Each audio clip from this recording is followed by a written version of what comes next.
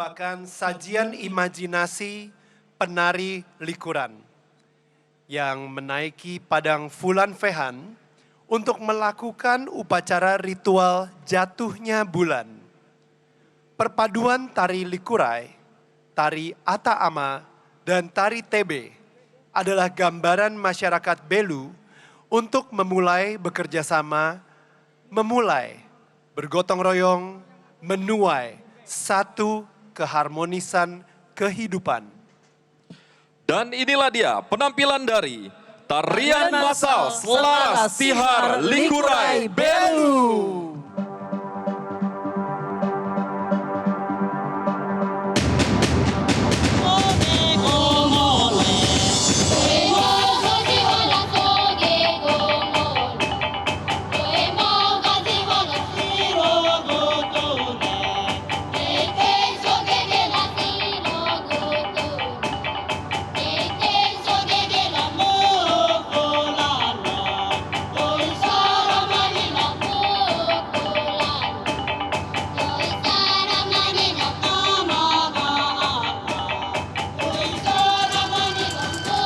Dato raibot, Pinan dato raibot, Peti dato raibot, Kos dato raibot. Banyak kau dato nama dato, bos presiden, bekas presiden. Bos negara, bos tujuan, bos Indonesia. Banyak baru dato, nalia dato, utur rai belu, lalu rai belu. Banyak tetu dato belen, nesa dato belen tian, yo mangetan dato, ringan dato, ian yang sanan dato, mulin dato. Nak kain Batavia, kain Jakarta. Nak tahu dato nolian, iban dato nolian, tala dato nolian, dia dato nolian. Doni nein dato, nori simu dato, bos presiden, bos negara, bos Indonesia.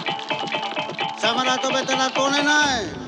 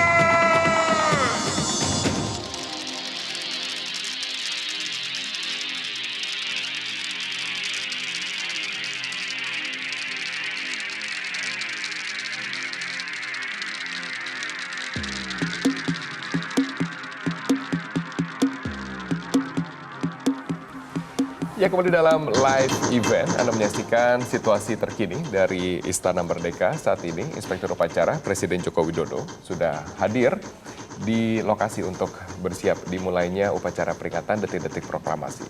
Betul.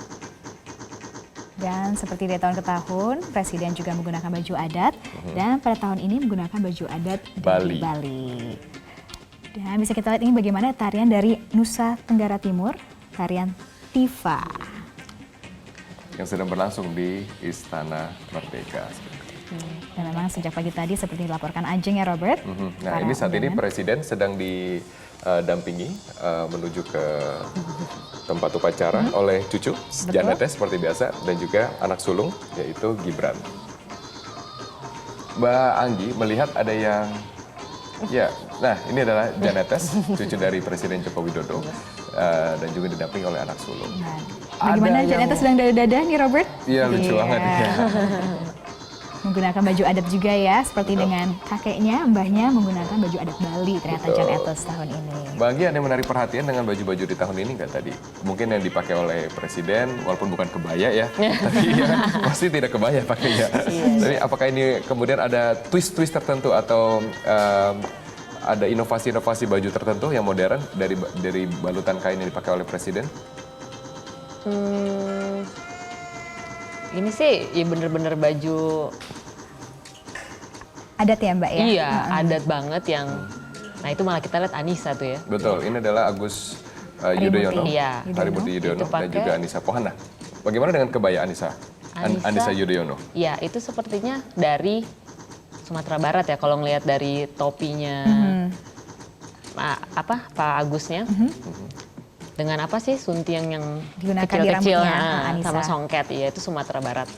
Dan Anissa Pohan sendiri kan juga pernah menjadi klien Mbak Anggi ya? Iya, Sebagai seorang yang menggunakan kebaya, mungkin ada ini nggak mungkin saat menggunakan kebaya di Anissa? Anissa menyukai jenis-jenis kebaya tertentu atau daerah mana gitu? Enggak sih, cuman sepertinya kalau dari pilihan yang yang ingin dipakai itu lebih ke yang klasik, terus sederhana desainnya, tapi tetap elegan dan cantik gitu.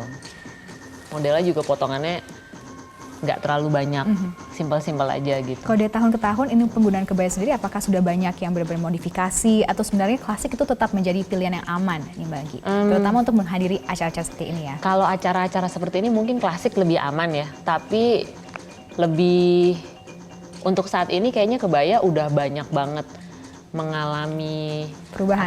perubahan kan. Sekarang udah modern, kadang-kadang cutting udah nggak mengikat yang pakem tradisionalnya udah nggak lagi. Kadang-kadang ada drapery untuk ya jadi orang nggak bosen ya kadang-kadang potongan pinggang kayak kita suka kenalnya piplam. Itu kan kayak udah modernisasi lah dari kebaya klasik tradisional.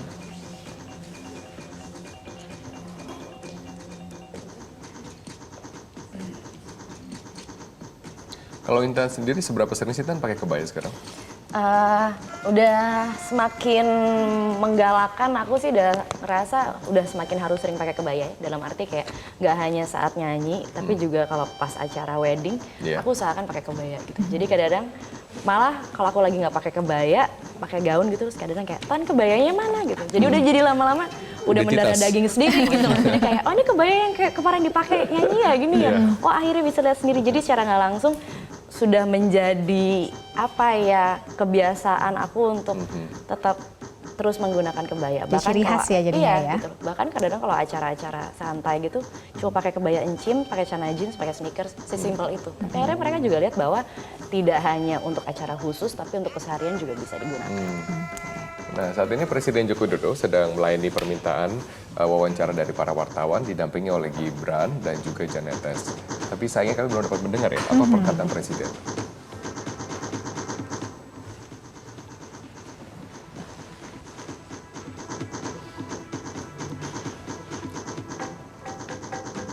Tapi coba kita tanya juga ke Mbak Anggi dan juga Intan. Ini sebenarnya kan dari tahun ke tahun kita bisa melihat bagaimana perayaan 17 Agustus di sana ini para tamu undangan dan juga Pak Presiden ini menggunakan baju adat Iya. daerah.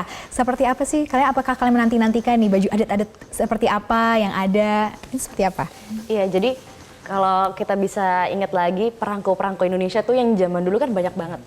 Dari Sabang. Maksudnya memang bervariasi, maksudnya baju-baju adat tersebut gitu. Seperti baju perkawinan, adat ini, adat itu. Dan akhirnya dengan adanya acara 17 Agustus ini, kita semakin ingat bahwa Indonesia itu kaya budaya dan untuk baju itu bervariasi. Gitu. Iya. Iya. Jadi istilahnya kalau untuk aku yang biasa pakai kebaya seperti ini, mungkin bisa ditambahkan aksen-aksen dari budaya tertentu yang akhirnya nggak hanya saya pakai kebaya Jawa gitu. Nah, Jadi kadang-kadang ada aksen Bali seperti itu. Jadi Iya. secara nggak langsung ya Mbak Anggi ya. Jadi padu-padankan ya. kita bisa jadinya. saling diskusi kayak Mbak ini tambahin apa lagi ya kira-kira aku kalau misalnya lagi bosan nih Mbak nggak mau pakai kayak kebaya Jawa. Kira-kira lebih ke Bali ditambahin apa lagi? Tambahin obi misalnya betul. diikat gitu iya. Gitu ya Mbak Anggi, Iya. kalau melihat seperti perayaan ini dengan berbagai macam kebudayaan keindahan kain-kain Nusantara, ini menambah inspirasi juga untuk Mbak Anggi iyalah. sebagai desainer. Seperti Iya, apa Mbak? jelas. Soalnya kadang-kadang kan ya itu tadi seperti Mbak Intan bilang mungkin dengan acara 17-an ini kita kan jarang ya pakai baju tradisional ya, paling sering hanya kebaya aja gitu. Laki-lakinya mungkin hanya di pesta perkawinan misalnya. Jadi kalau dengan adanya acara 17-an ini kayak remind lagi nih, kita kan waktu dari SD udah diajarin nih pakaian ini, kita harus hafal malah. Tapi kan seiring kita dewasa nggak inget lagi, kita ya ada lupa-lupanya. Ini kayak remind lagi, inget lagi, refresh lagi, dan kita juga ya mengingatkan kita kalau budaya kita tuh banyak banget nih ya macam-macam pakaian tradisional gitu. Jadi nah kadang-kadang kebaya kayak pernikahan juga mengambil dari daerah tertentu kan, misalnya kayak pengantin Jawa juga pakai baju adat Jawa, pengantin Sumatera Barat misalnya ada macam-macam, bahkan Sumatera Barat aja ada yang kepalanya seperti bundokan doang yang seperti kepala kerbau, ada yang kuto gadang, ada yang kalau pengantin pakai suntiang, macam-macam lah. Jadi baru satu daerah. Gimana yang daerah lain. Iya, betul. Berarti peran serta pemerintah untuk menjaga tradisi ini membantu kreativitas. Iya. Ya. Iya. Membuka wawasan kita juga memberi inspirasi juga. Memberi inspirasi, ya. betul.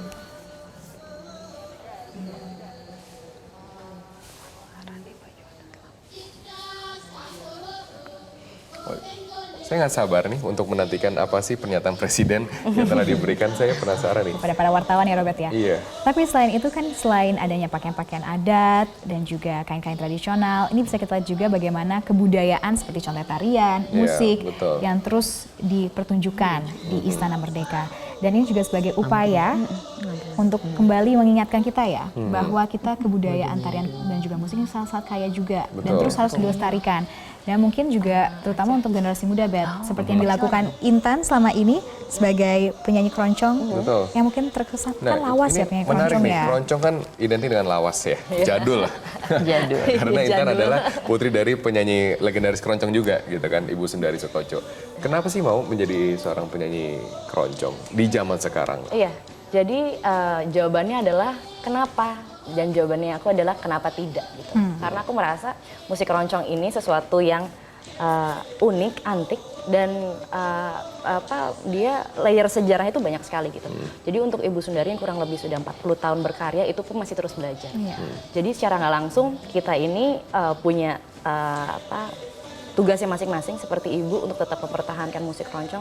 Untuk aku harapannya untuk tetap bisa mengembangkan musik keroncong. Sulit tidak? Karena genre ini kan kurang menarik lah di mata anak muda. Ini lebih ke tantangan sih. Kalau untuk kita bilang sulit gimana ya? Tapi ini sulit-sulit banget. Sulit-sulit enggak lah gitu. Yang penting ini jadi tantangan bahwa generasi muda, apalagi kita yang segala macam sudah dipermudah dengan teknologi.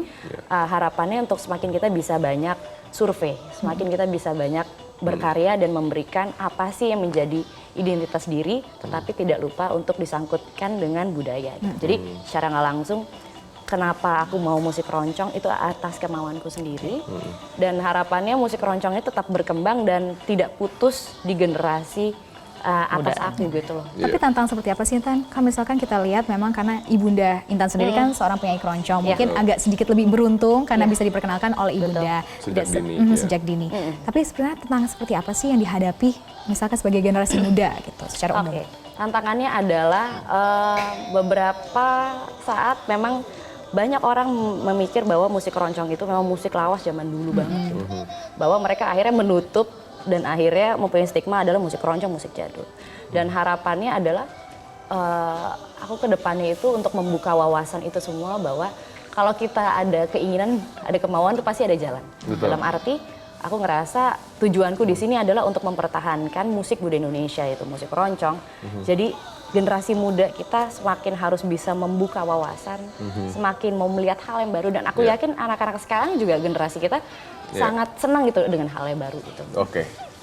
Saat ini tarian ini sudah hampir berakhir, kemudian Presiden juga sudah melayani pertanyaan wartawan dan sudah kembali masuk ke dalam Istana Merdeka. Sebentar lagi persiapan final segera dilakukan untuk upacara peringatan detik-detik proklamasi. Kami akan segera kembali untuk Anda setelah jeda komersial berikut ini.